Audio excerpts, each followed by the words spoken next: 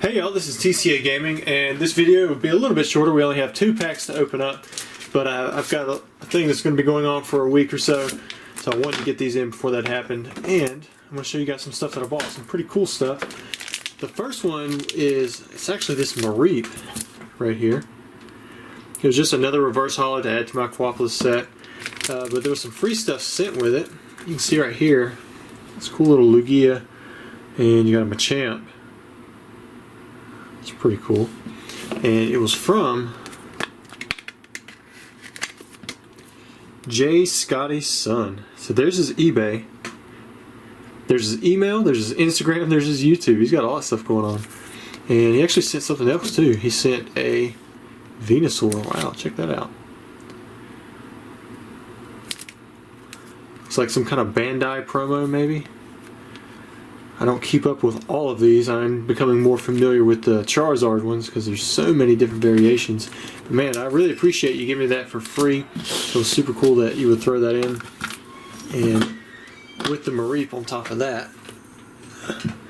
Next up, I got this in an auction from a guy that I watched. A lot of stuff that comes through. He has a lot of sealed promos, a lot of individual promos.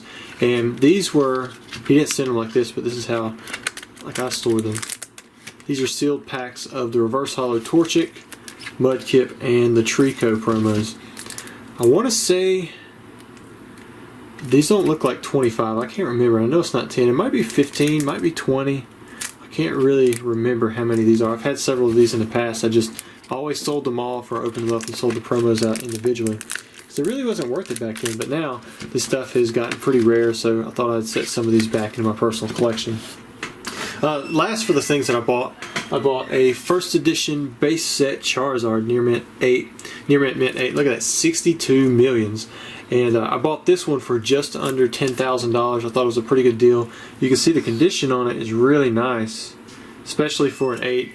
People like those new certs. And it did have a few scratches on the case, but other than that, I mean, the card itself looked really clean. You can kind of see those scratches right there. That's on the case. But the card, man, I was like, man, this is a pretty strong 8. I think it's because of the centering. It's not a thick stamp, it's a thin stamp, which has some degree of variance for value.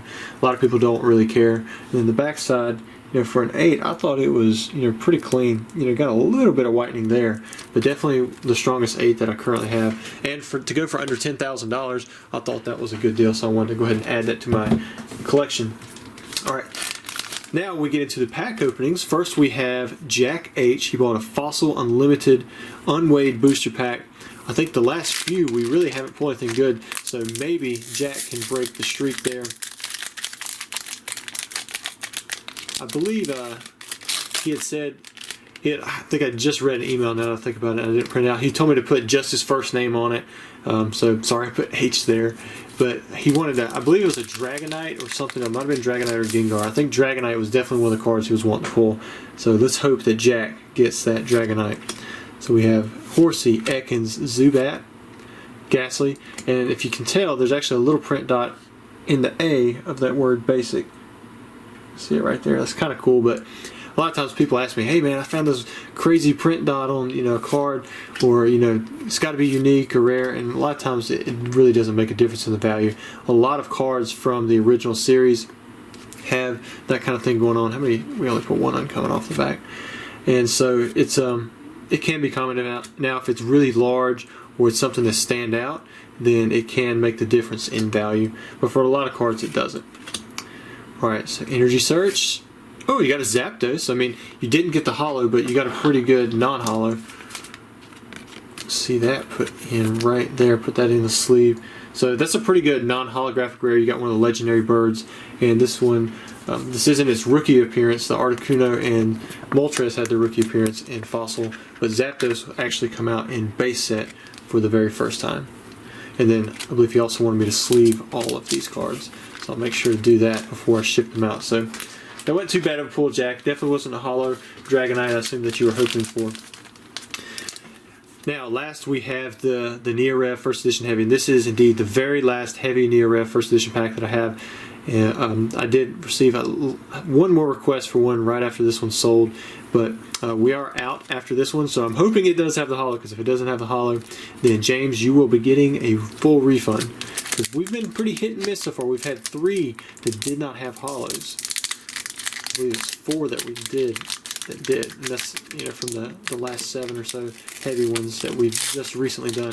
Now we do still have Neo Discovery, and we have 1 unlimited Neo Revelation heavy, and then of course we still have that base first edition heavy pack, which is the first time I've ever seen somebody guarantee, you know, that holo in there or their money back.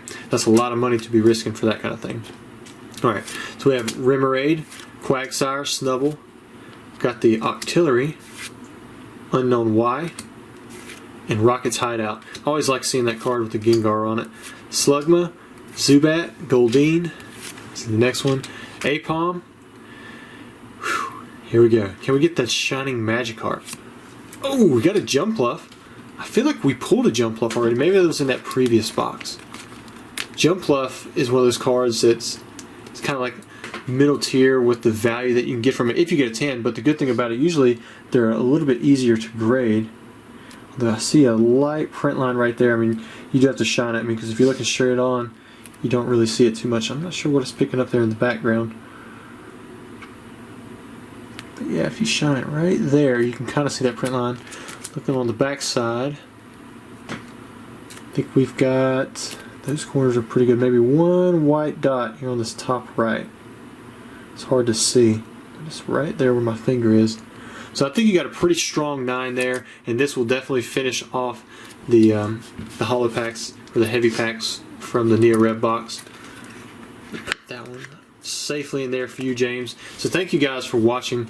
We do have more videos coming up, and just might take a little bit of time to get there, and I hope you guys have enjoyed, and I really appreciate all the kind, encouraging words that many of you have sent me through email. I definitely appreciate it, and I hope you guys are having a great summer.